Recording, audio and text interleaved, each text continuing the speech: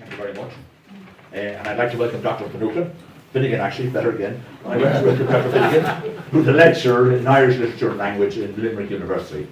And in an earlier incarnation, he worked with the Placenames database of Ireland, which I suspect was a branch of the Ordnance Survey, was it? Well, one time it was, One yeah. time. Not when I was there, but one time, yeah. Aengus has a degree, a PhD. He's a doctor. Well, his PhD degree was in the townlands of Westmeath, which makes him something of an expert. And we're looking forward to listening here tonight, so we are. He also worked with a number of groups here in Westmeath on the Townland Placenames project.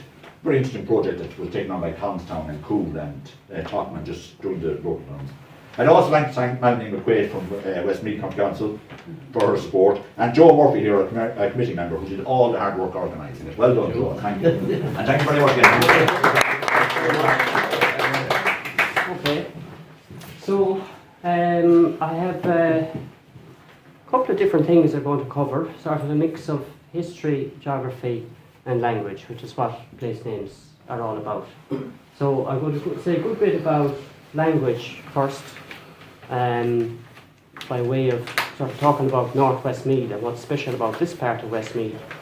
And then I'm going to look at the Ordnance Survey, how that impacted upon place names in Ireland, and you know, we use all those maps all the time.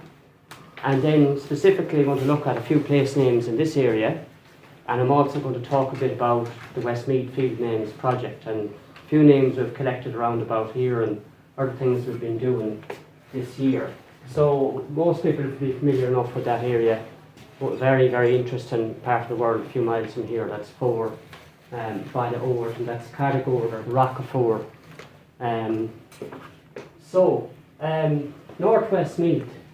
So North Westmeath Archaeological and Historical Society, and I'm from what we call South Westmeath, further in the county. I'm from Glasson. And you know, they're very distinct areas within Westmeath. So when I think of North Westmeath, I always think of Fore and Delvin, particularly. Yes. Now I know you have Migration, you have Kerkeree as well.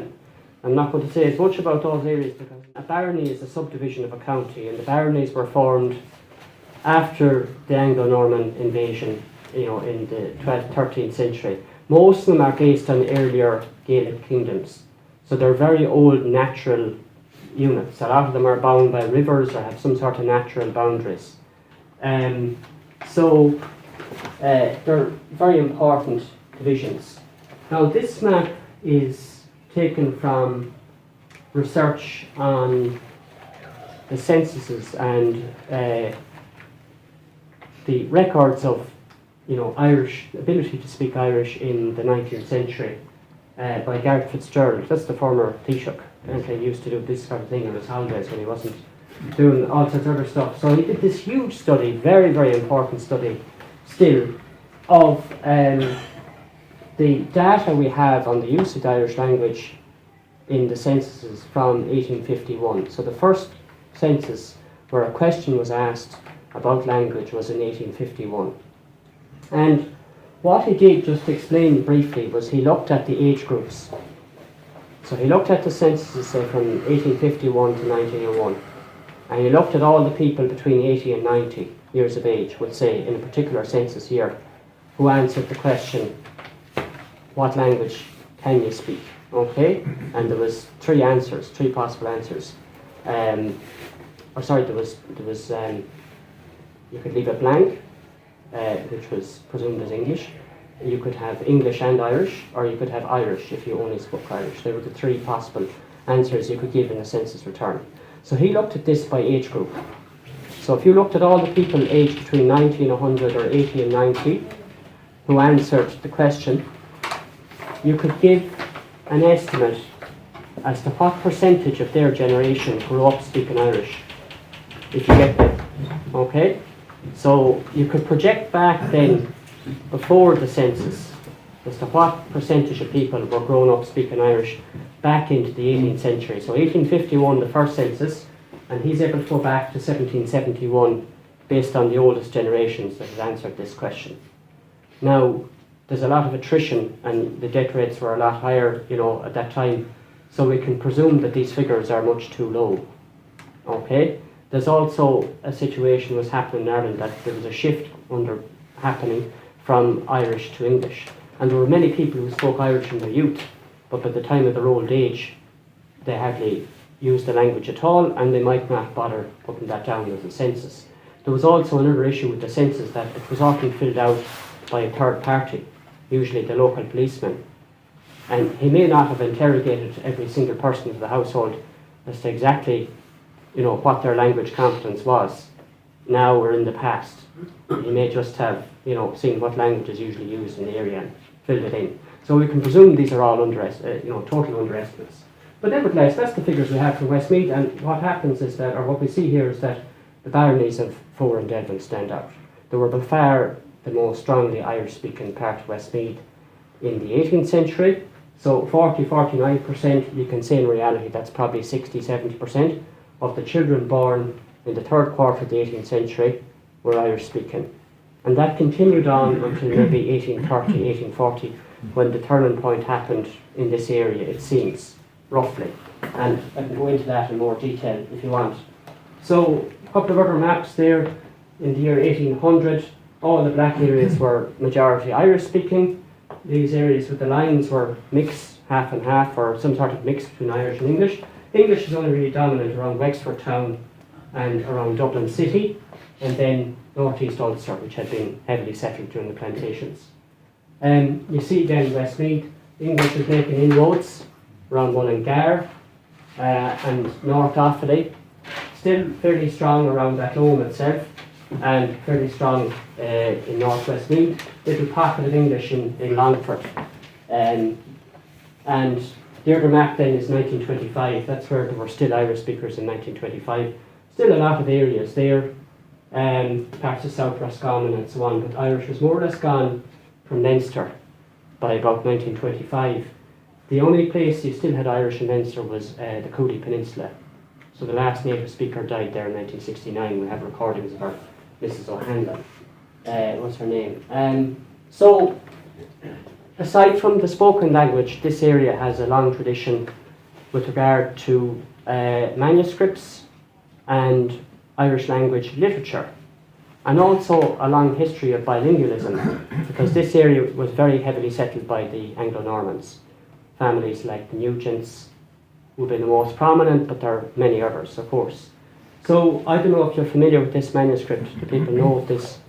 So Elizabeth I, you've heard of Elizabeth I, very famous queen, and really her reign coincided with a big push to reconquer Ireland, the Elizabethan reconquest of Ireland.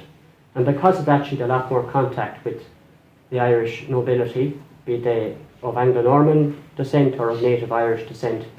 And as a result of that, there was probably a lot more Irish being spoken in her court than there would have been previously with all the different visitors. And she wanted to know a few words of Irish so that she would be able to, I suppose, pass herself or whatever.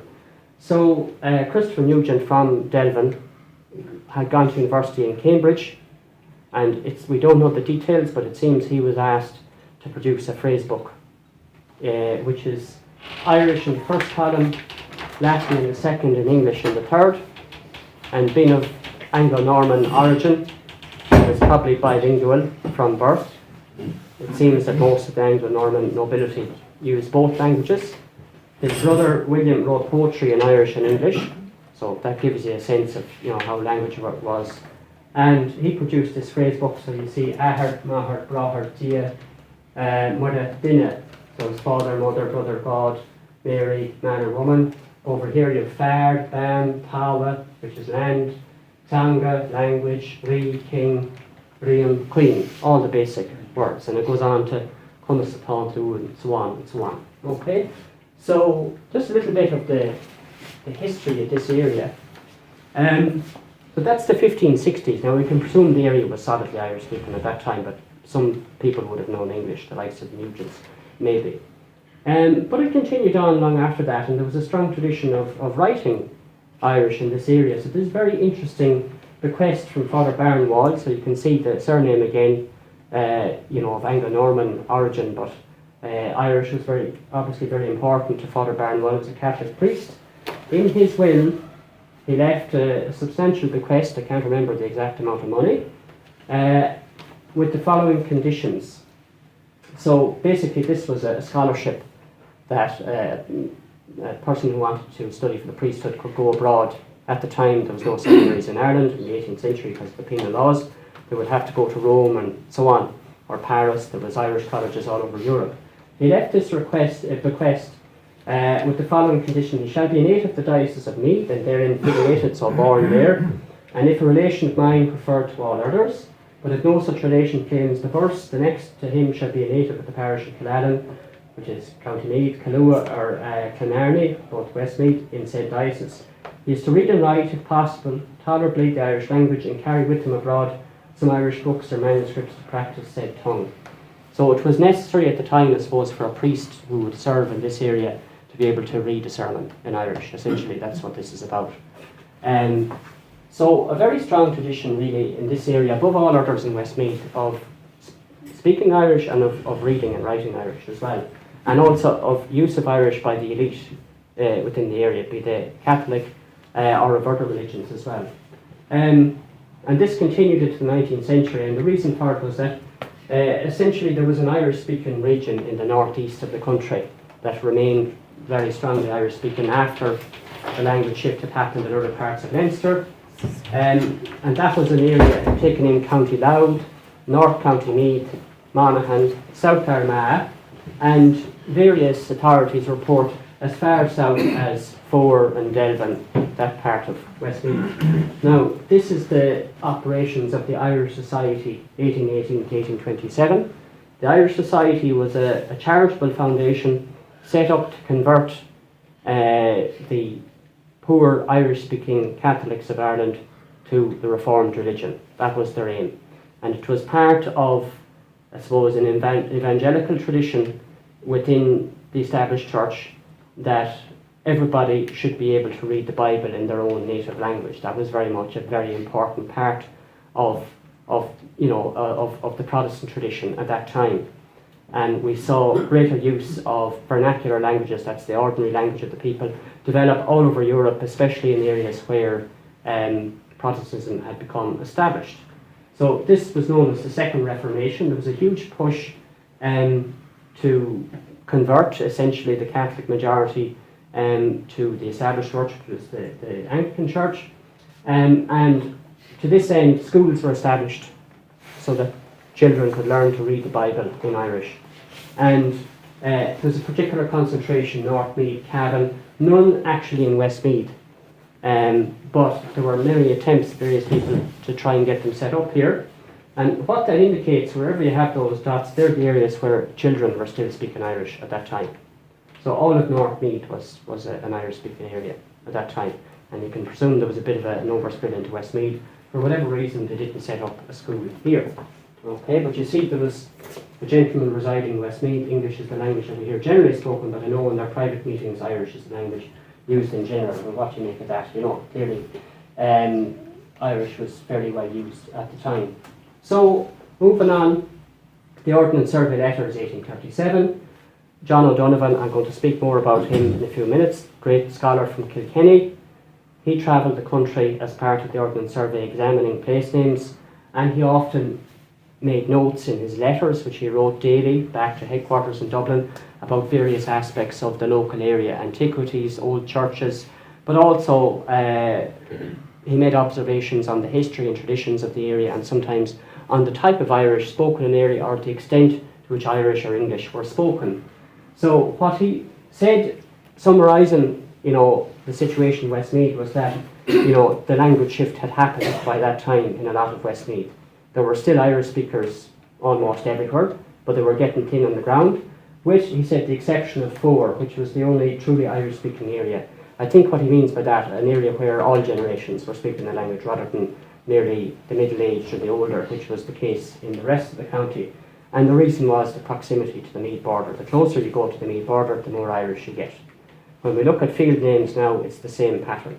There's more field names in Irish generally the closer you go to the Meath border, because there was simply more Irish spoken in Meath than Westmeath.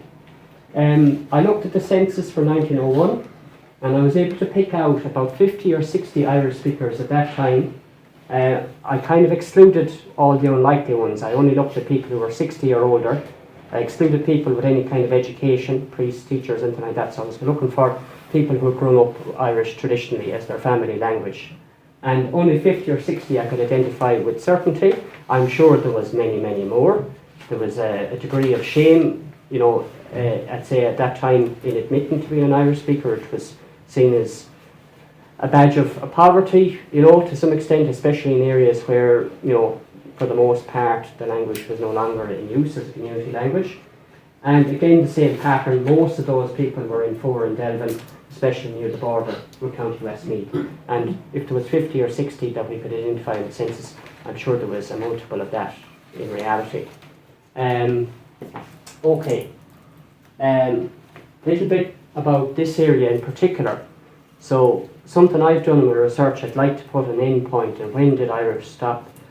When did it come to an end as a traditional community language? Now, I know we still have native Irish speakers in Gaeltacht.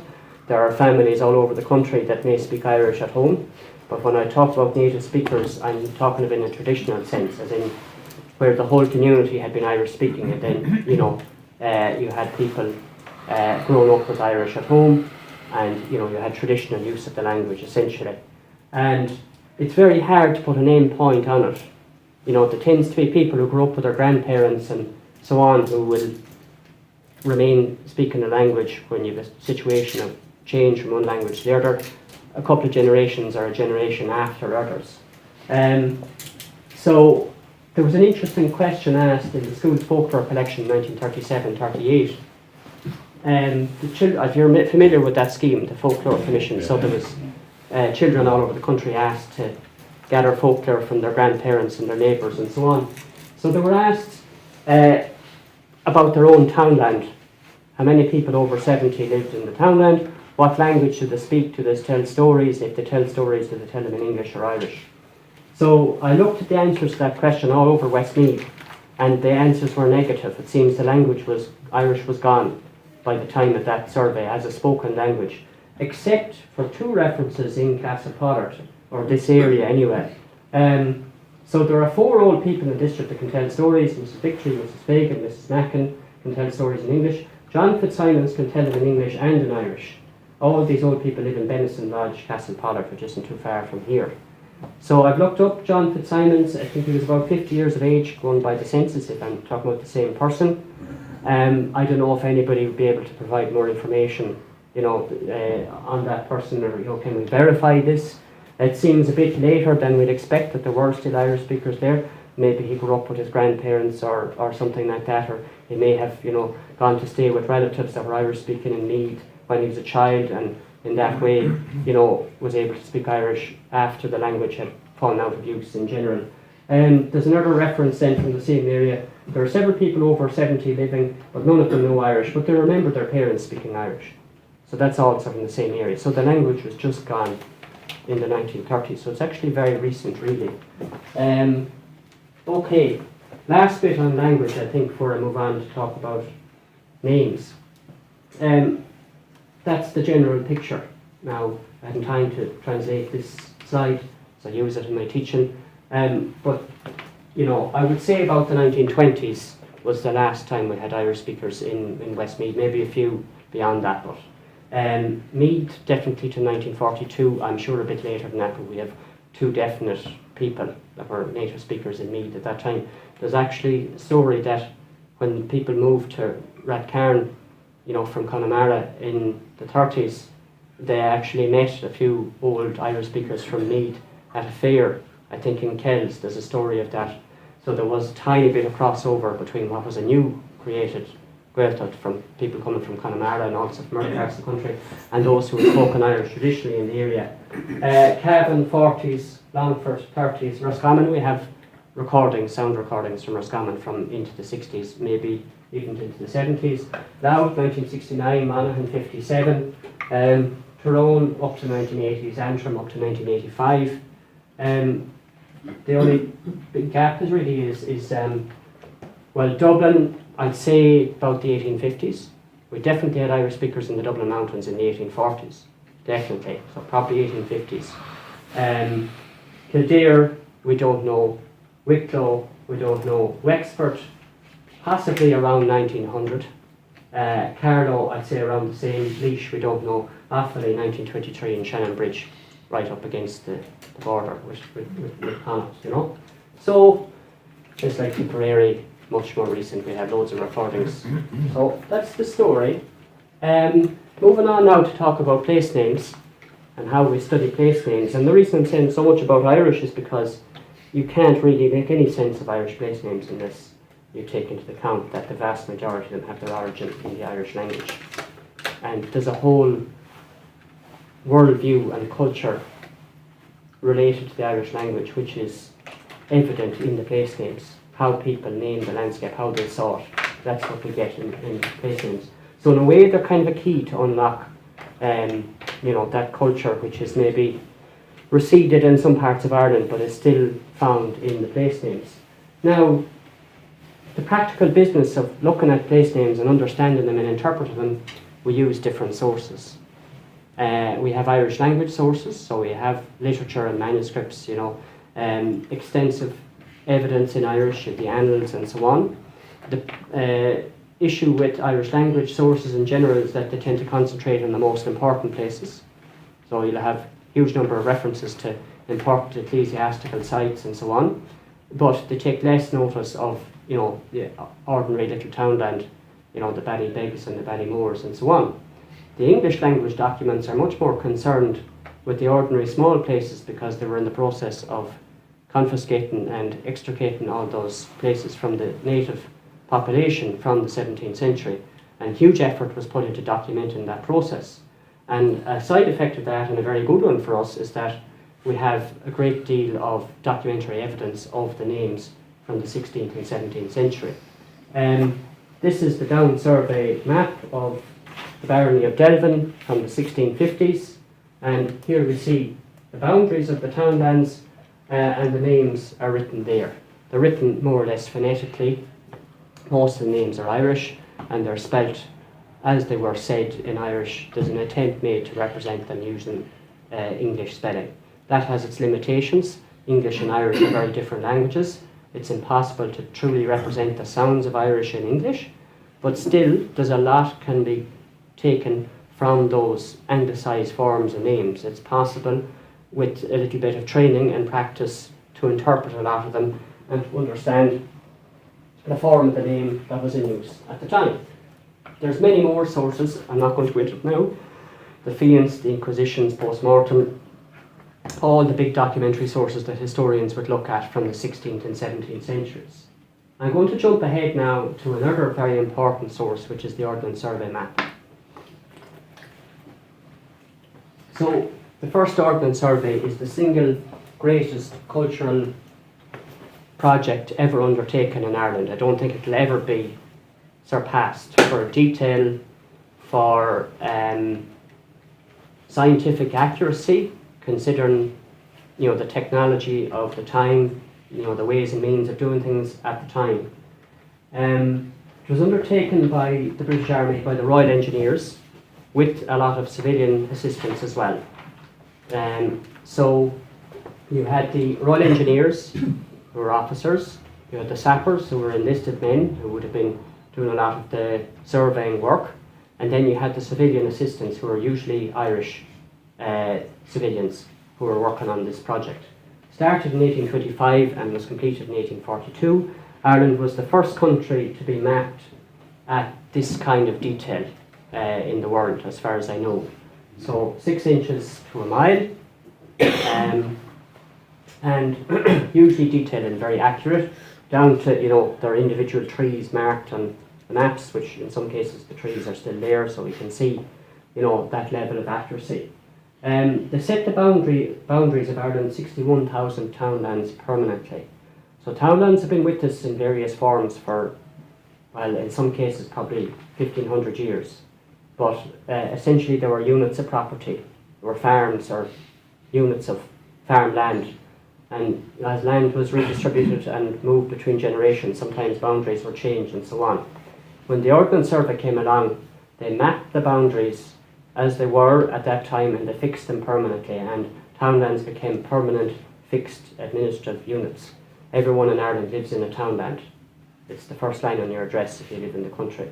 in countryside, usually in maybe the second line in your address if you're in an urban area. And they also standardised the anglicised spellings of all the place names. So before that, people tended to spell a name, well, more or less however they wished. Some spellings had become more established because they were used by the postal service and so on. But a decision was taken to try and standardise the spelling. It was an anglicised spelling. Almost all the names were of Irish origin. So almost all the place names were Irish, but the decision was taken to write them in anglicised spelling. And it's a pity, a great pity that that decision was taken, but I think it was an inevitable one, because if you looked at the situation in Ireland in the 1830s, there was, I don't know, exact population, 5 or 6 million people. It's estimated only 20 or 30,000 could read and write in Irish. And perhaps 1 million or 1.5 million could read and write in English. And then the majority of people had very limited literacy. But at that time, it had already become established that English was the language generally used for written communication. The British state was a monolingual state. It functioned wholly in English and didn't take account of any other languages. And so great care was taken to try and spell the names in a way that represented as close as possible the original Irish forms, but they were written using English spelling. Interestingly enough, when they moved on to Scotland and Wales, they took a more enlightened approach. And part of the reason for that was that there was a much higher proportion of the population able to read and write Scots Gaelic and Welsh, because Scots Gaelic was in wide use in the Presbyterian Church in the Highlands, and in Wales, Welsh was widely used among Methodists, Sunday service, Sunday schools. The problem in Ireland was so few people could read and write in Irish, and the only institution which could have developed, or helped to develop mass literacy in Irish was the Catholic Church. But for whatever reason, the Catholic Church didn't place a huge focus on Irish. Certain individual priests and bishops did, but as an institution, it didn't. The fact that a lot of them were educated on the continent may have had something to do with that. If there had been a large seminary developed in Ireland from the 17th century, maybe Irish would have become very established as a written language within an institution like that. But of course, the penal laws did not allow that to happen. So that's how we ended up with anglicised spellings on the maps. Now, it wasn't a random process at all. It was a very carefully structured, considered process. And the key people really were these two. Thomas Larkham, an English army officer sent over here, I think at 25 or 26 years of age, and put in charge of the survey. A very interesting man, an extraordinary micromanager. There's, I don't know how many millions of documents there are with his signature on it. He seems to have read everything the Ordnance Survey put out and published. He checked everything himself personally. He must never have slept, given how large the project was. And he had a very close relationship with John O'Donovan from County Kilkenny, native Irish speaker. Well, it seems he was brought up with both languages. And he gave O'Donovan a huge amount of leeway and responsibility with regard to the forms of the place names which were put on the map. He relied very heavily on him. And the way they met and the way O'Donovan got a job in the survey, because he was a Catholic, this was 1830s Ireland, he would have been very much, of a class that was excluded from official projects. But O'Donovan had such a personality that he actually forced his way into the very centre of things, along with others, Eugene O'Curry from County Clare being another, and there ended up being a whole department within the Ordnance Survey called the Topographical Department, which focused on place names and also on the collection of information relating to Irish history all over the country. Most of those were Irish speakers, most of those were Catholics. One of the key people was a man called George Petrie, known as the father of Irish archaeology, and he was seemed to be the bridge who managed to get all these people into the survey, and they actually worked in his house in Dublin. So O'Donovan was a young man working for various different people around Dublin, copying Irish manuscripts. historians and so on. And that's how he was earning a living, probably very precariously. And Larkham realised fairly soon that the Ordnance Survey couldn't make any progress without taking the Irish language into account, that they'd need to have some expertise in the Irish language, and he decided he'd learn Irish himself, which was a fairly unusual step for someone of his background. And so O'Donovan was recommended to him to teach Irish to him a couple of days a week, and this is how they met. So I was at breakfast and my note was put in my hand, and I was told that Claire was in the hall.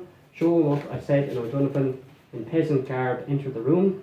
I asked him to sit down and share my breakfast and proposed that he would do so 2 or 3 times a week and undertake to teach me Irish without requiring me to write exercises. So lots of people like to learn languages without doing their homework, but that doesn't work.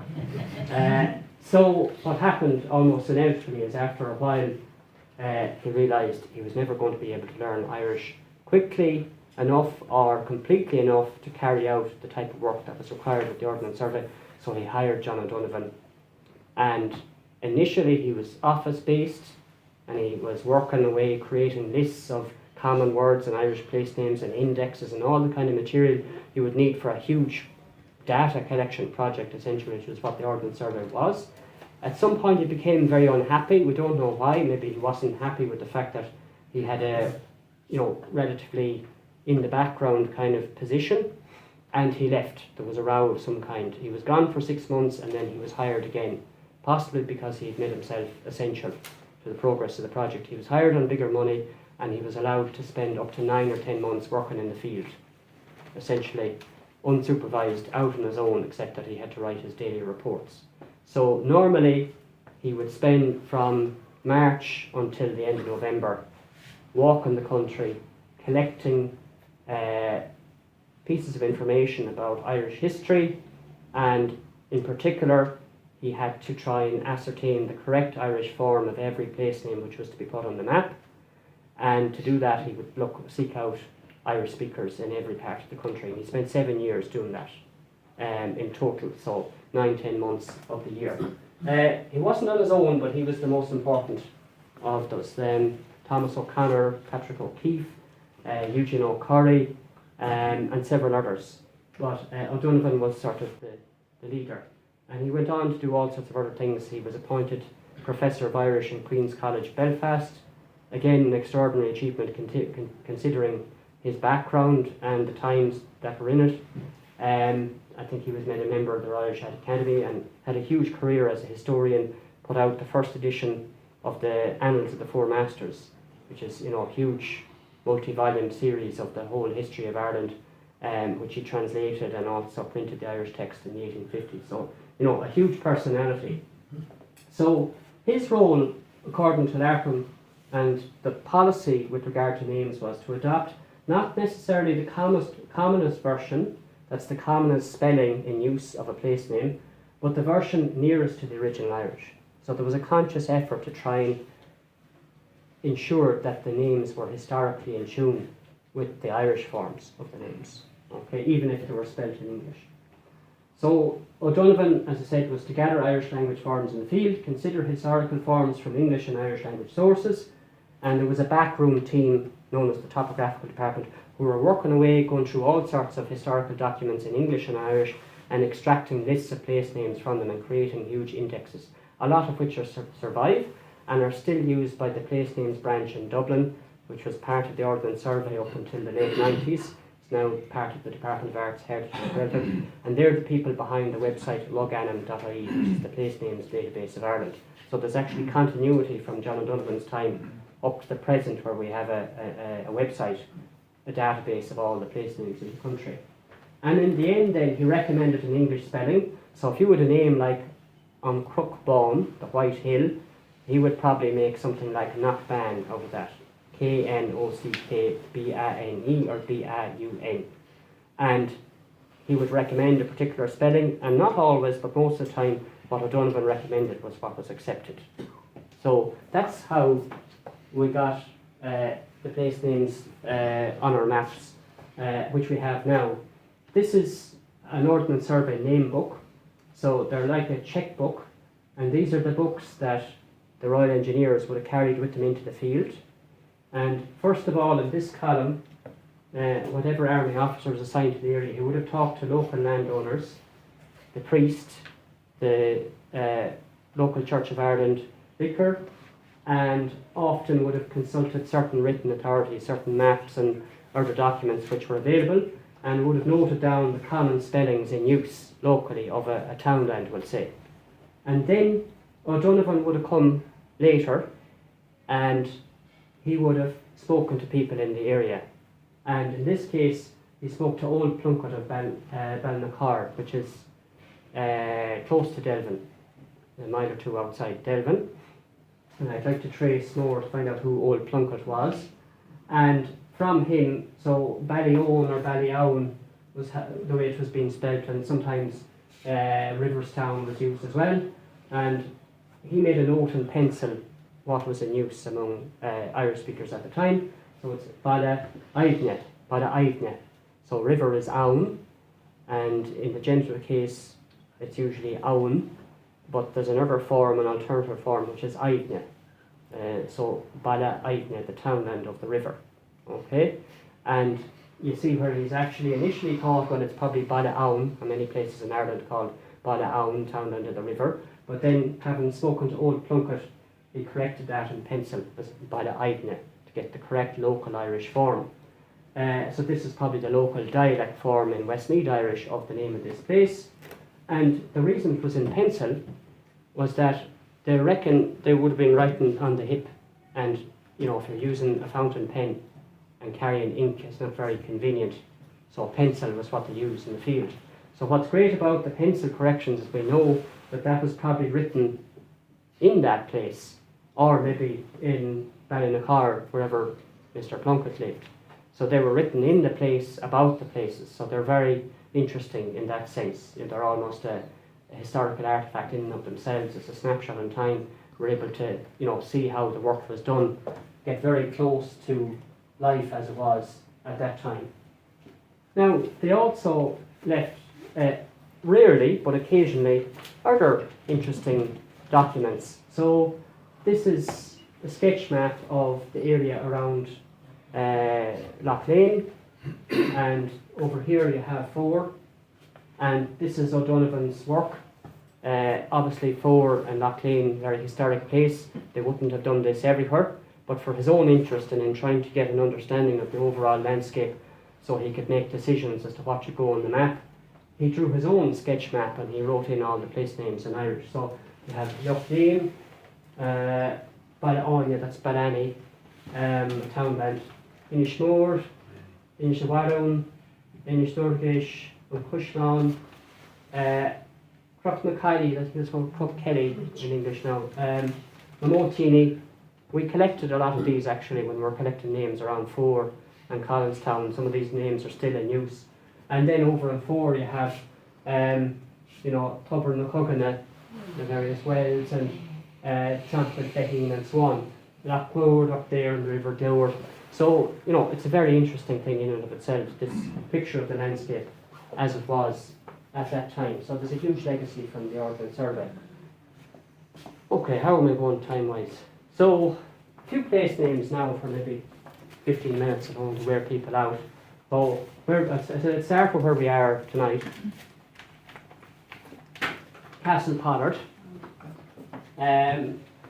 My own research is probably less advanced on this part of the county. I'm writing a little book on the names around Athlone, and in my own area, which would be Barney, Kilkenny West, be Glasson, Tang, Tubberclare, Drumraney, those areas. But I've done a bit of work on Delvin and Fore as well, and I hope eventually to do a book on all the townland names in this area, but it's going to take me a couple of years. There's a lot of other things going on as well, because this kind of is what I do aside from the day job. So, Ballinacross or caSTLEPOLLARD.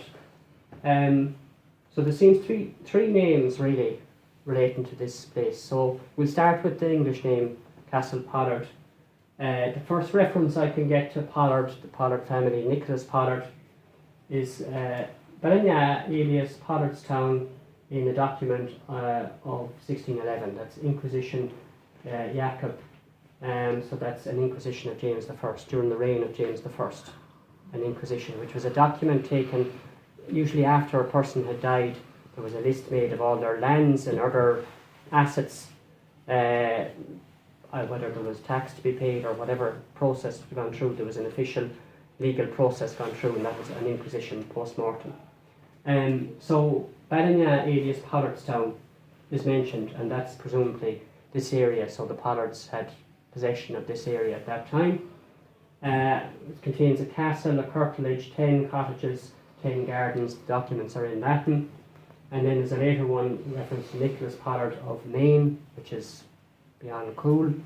So presumably the Pollards were in this area by the early 17th century, and from that we got the English name caSTLEPOLLARD.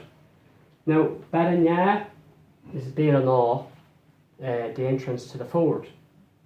Now there is no obvious river running through the town, and this is where people might be able to fill me in. There is a stream just to the west of Green Street, or over that direction, which strangely enough it seems to just disappear at the back of the street, whether it goes underground or... Yeah, it does. One underground. Where does it come out? Or? Down the Graham. Okay, so along a good distance away. Okay, it's an underground river. Right. So Béalaw would suggest there was some kind of a ford over that stream, or some sort of a crossing point in and around. Underground. Okay, it has been put underground, is it? Or okay, so that stream must have flowed over ground, and there must have been a ford on the road. So there are hundreds of places all over Ireland called Béalaw. You know, you Ballina and Mayo being, you know, but there are many, many places. Fords were important, you know, in the landscape. Well, Aengus, sorry to interrupt you, Yeah. but that Pollardstown actually refers to kind of, there's a Pollardstown, as you know, in Carlow. In Carlow? Yeah. Yeah, but this one is definitely Westmeath. We know from the reference it's definitely Westmeath. There's a Pollardstown in Kildare as well, Pollardstown 10.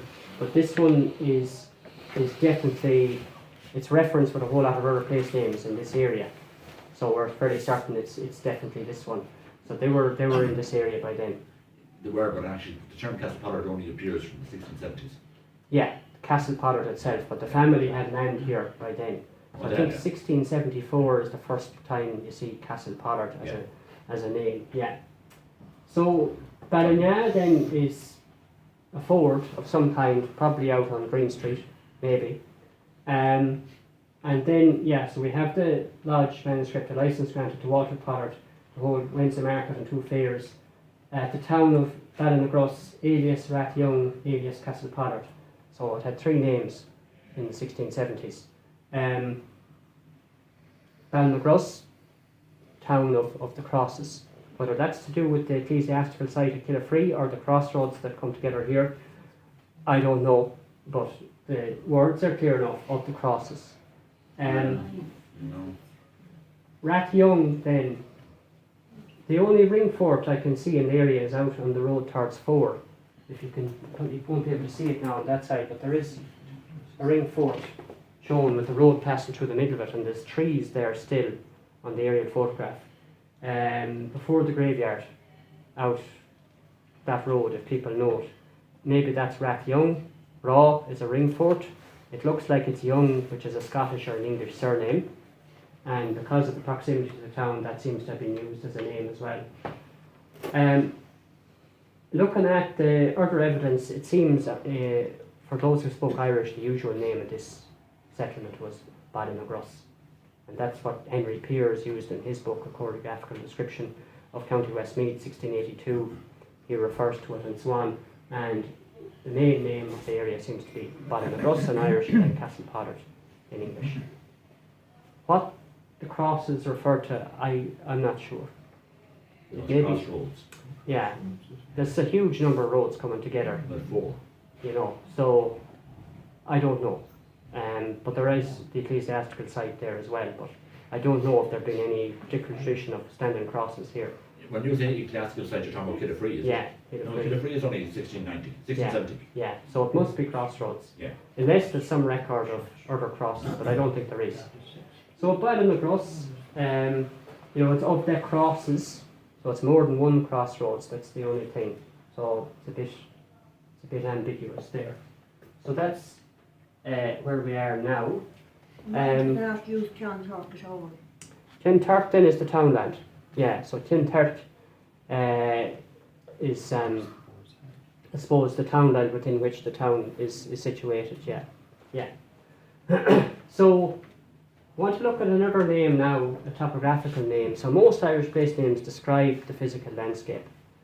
So I was given a talk 2 months ago in Athlone, and I was looking at this little river, the River Al, and I was wondering for a long time, what is this River Al? Till I went and had a look at it, and I realised it's situated in this fabulous deep gorge or cut-out channel. It's about 20 or 25 foot deep with wooded slopes, mostly hazel, and I realised it's Mahalia. Al is the Irish for cliff, and it very commonly occurs for a steep slope on the side of a river.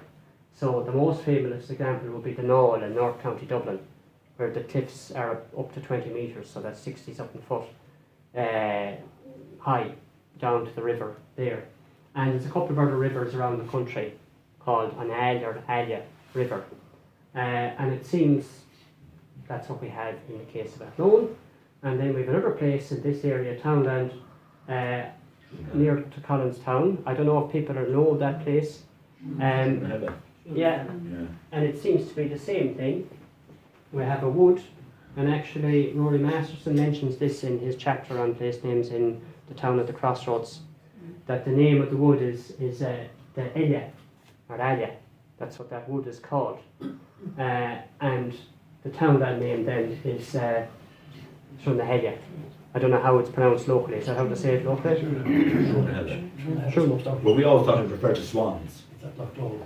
Seems it's the cliff, and I'd like to see how steep the banks are, but if you get woodland on the side of a river, it's usually because animals can't graze it because it's so steep. That's why you get woodland surviving on a steep slope. It looks like it's in a very steep decline there by the river. I'd have to go and have a look at it. So in the 19th century, O'Donovan recorded as Shrunahelia, stream of the cliff, essentially. And it's a small little stream that runs into Loch Cloward. Starts in Townland of Lickhill. So, interesting connection to two different parts of the county. But can we ask him, what is the Irish for a swan? Ala. Ala. Two totally different sound. That's Alia, and Ala. So, no, definitely different. Because he even mentions it here, Donovan, pronounced Sra Nahelia, L very liquid, so that's a yeah sound. So you have two L's together, so Al, and then in the genitive case, Alia. So Sra Nahelia. So it's very definitely not a swan, no, it's definitely a different sound. It would be a broad L in a swan. So, lakes then. We're getting into bigger features. There's 90 to 100 named lakes in County Westmeath that are on the Ordnance Survey maps. Most of them have very simple names, especially the smaller lakes. So you'd have Loch Dove, Black Lake, Loch Bawn, White Lake, Loch Wee, Loch Wass, and so on, relating to the appearance of the lake or vegetation and so on. A few unusual ones like Loch Pucheen, there's two of those. So I presume there was Pucheen made in and around those lakes, you'd need water. Another unusual one, Loch Talon, Lake of the Salt. So whether there was salt making operations going on there, where you'd boil huge vats of water, seawater or something, I don't know. It seems very strange. Very, very strange to me inland. There was production of salt at the coast in Ireland. Fair enough, but inland it seems very odd to me. What was that again? Sorry, Loch Talon, is it? Loch Talon, yeah, Lake of the Salt. Lake of the Salt, Loch Talon. You would say Lake of the Swans, though. No. Very strong swans here. I think there is a townland nearby here, isn't there, Loch Nada? Yeah. Yeah, so I think that may be relating to Swan, right? But Yeah, it's beside Shrunahelia. yeah, but I'm very certain that Shrunahelia is cliff because of that sound. Loch Lane then. So Loch Lane, from an Irish word leven, which is a level broken surface or expanse. And if you look at Loch Lane, it's surrounded by big hills. I think it fits quite well. It's a remarkable expanse of water. Loch Oul, originally it would have been Loch Moor, and the R sound switched to an L sound about 400 years ago, and that's a very common change in Irish. So you have a word like Fellinure, in Connemara Irish would be Fellinere. And all over Galway actually Fellinere is common. So slender R and L sound, like in the plural of far is fil, can become an L sound very easily. The two sounds are very similar. So Loch Nur became Loch Mool, and the N was dropped and became Lochul. So what it means, well, we presume it's a personal name. There's a story about in the Dean Chronicles about a person called Ur. There was Ur and Anion written to Loch Ennel. It seems it's a personal name. Sometimes in the case of very old place names, we can't go much beyond that, except saying it was probably a personal name. It's hard to be certain. The same with Loch Sheelan. I was doing a good bit of looking at that. I see something on Wikipedia, Loch Sheelin, Lake of the Fairy Pool. That's definitely wrong. It's a grammatical impossibility. But what it means, I don't know. Again, it may be a personal name. So Sheelan's Lake, we need to do more work on that. There's a few other place names. There's Aughnasheelan and Raheelan in County Leitrim. So this word Sheelan occurs in a few other place names. So I'd like to do a bit more research on that. I can't give you a straight answer on Loch Sheelan. Loch Lord, Loch Loide, from Leor, clear, luminous, bright, clearly refers to the appearance of the water either in the river or the lake. This is a river flowing into the lake, so that's fairly straightforward. Now, the hotel name here, I think, is based on Derivara. So, Loch Dadabloch, reasonably straightforward. Dadabloch coming from Dadabla, which is a collective term for oaks or a grove of oak trees. We know the local Irish pronunciation when Irish was spoken there was Derlioch, Loch Derlioch. And there are three great big hills. I know that you're probably all familiar with them at the narrow end of Loch Derivara. Knockbody, Knockross, and is it Knockian? Is that how it's said? Knockian. So in Irish would be Crochone, Hill of Owen, Crochrush, the hill of the promontory, which is the one in the middle. Russ is a promontory, and Crochawuddy is the hill of the Bulloch. Now, what does Bulloch mean? Well, sometimes translated as a low-bred person, a churl, a lout. I see that it often occurs in mountain names in Scotland. Bulloch.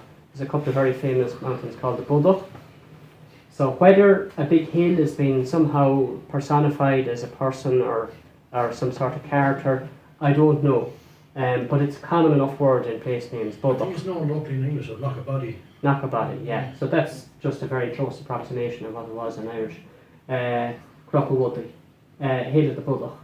So they're the three big hills, and you have the oak woods, or there's woodland anyway, and Henry Pears, writing in 1682, said there was a great store of low-spreading oaks on the site of Knockross. I don't know if it's still oak that's grown there, but you still have the woodland growing. So that's where Derivara gets its name. Okay. Little bit about field names. A couple of minutes on this. So we had a field names project going for a couple of years. The reason I got interested is I was looking at the school's folklore collection and I was seeing references like this, mostly from this area. Many of the names around Clonmel district are named in Irish. In Newtown, nearly all the fields and place names have Irish names. That was in 1930s. A lot of them have probably been forgotten, but not all, by any means. So we've been collecting for the last 5 years. About 2,600 names being collected. A lot of people have been involved, different community groups, all over the county really. Taughman, Knocknavally, Collinstown and Fore and Cool would be the groups mainly we've worked with in this area. We've been more focusing on individuals. We haven't been able to get a community group to take on the project this year, so I went and interviewed people individually in my own area, in Streamstown and then around Ballynahown. And people sometimes send us in names by email. It's a simple enough process. We give people a record sheet and a numbered map of the townland, and you write down the names of the fields if there are names on the fields. and then I usually follow up and ask people questions about how exactly they're pronounced and is there anything peculiar about the field and so on. About 8 to 12% of the names that come in would be Irish or contain an Irish word. Most of these are from around this area, Collinstown in particular. I think that was Collinstown and Ardnamore. High to the cows, Clonagwinion would be the meadow of the rabbits, and so on. Just a couple of examples then from Cool. Camogue is the name of a little stream which joins the Inny, and it's a very simple name. Camogue, with something that's calm, is crooked, and Camogue is the little crooked one, the little crooked river, and it has a bend in its course. It's only a very short river, maybe a mile long or less, but it has this bend, and you'd always be a bit worried looking at a landscape like that with, a lot of peat harvesting, have rivers been straightened and changed. But if you look at the Ordnance Survey first edition, the course is the same, and you can see the very clear deflection. And of course that was an open flat landscape, so you'd see that bend very easily, and being the most defined and obvious feature of the river, that gave it its name, Camogue. There's 3 other examples I've come across in the county of rivers called Camogue, and you have a river in Dublin, I think it's mostly underground, the Camac, which is Camogue as well. Originally it seems to be a common name for small rivers. 3 other names from Cool. I don't know if there's anybody here from Cool. Punta.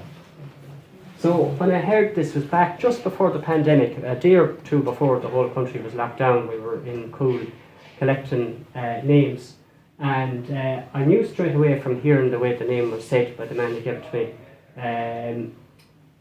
that it was an Irish word, punta. But obviously punt, a pound, but I wasn't kind of sure, especially a pound. You'd say what context, for a field. So I did a bit of thinking about it, and then I came across another example from Galmoylestown, collected in the Cardy School, 37-38, Punt on the Mow, the pound of the cows. So that's a pound for stray cattle. Yeah. It would have been impounded, And Punta in Cool is 3 or 4 little fields. I think they're all let into one field now, with a boring going into them, and obviously that was an enclosed area where stray cattle were put in until they were reclaimed or whatever. So that's Punta, but the pronunciation was very clearly Irish. So, pounds were probably created in the late 18th and 19th century, so clearly Irish was still being used at that time.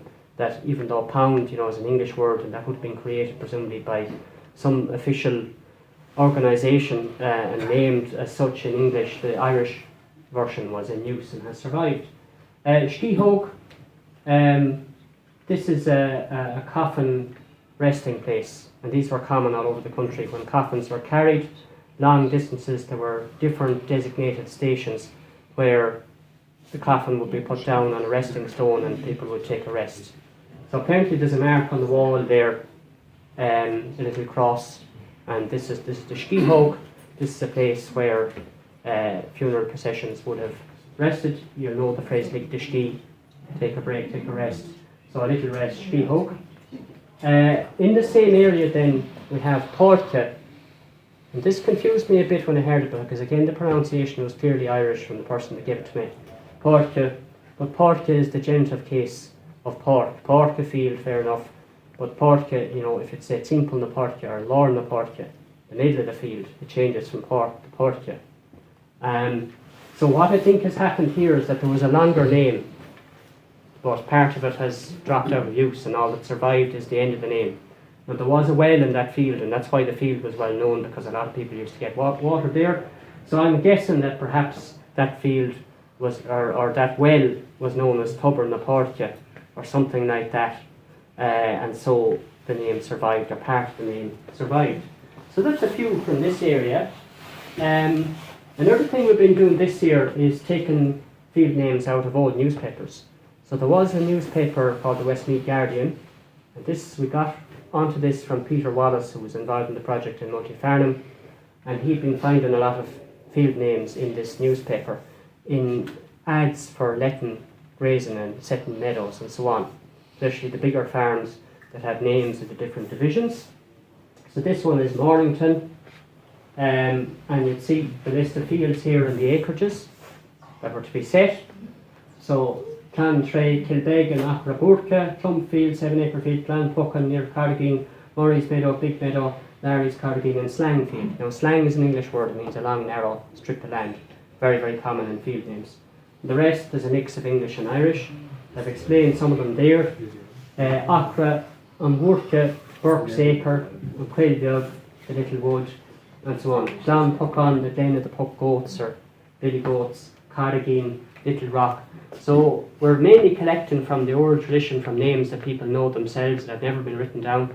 But we've taken about 800 field names. A small fraction of them are Irish, maybe 10 or 15%. But it's an interesting source nonetheless that we've been working on this year. I'll just look to finish up now on one of them. The fact that the acreage is given is very useful. We can locate them on the map based on the acreage sometimes. Now the only complication is it Irish acres they're talking about or statute acres? I don't know if people are familiar with Irish acres. Some people would still use them when they're referring to plots of land. 1.6 of a statute acre. It's bigger. Now in this ad they say very clearly Rochestown containing by recent survey 66 acres, 1 road, 0 purchase, Irish measure. So it's clear they're using Irish acres. And the second lot then is Portnahatna containing 24 acres, Irish measure. And these are in, Rochestown is a town on the side, Turpitstown, and then the second lot is in Turpitstown. There's a description then that the two divisions, lot 1 and lot 2, are bounded by a running stream. And so this is the stream here. Rochestown is this side, so I'm taking it that this is Portnahatna, this big field here. And 24 Irish acres is 38.4 statute acres. And this is the Ordnance Survey map, and they use statute acres only, and it's 39. So that's almost certainly that's the same acreage. So Portnahatna is there. What does Portnahatna mean? Firs, Atchen is firs. Portnahatna, Bank of the Firs.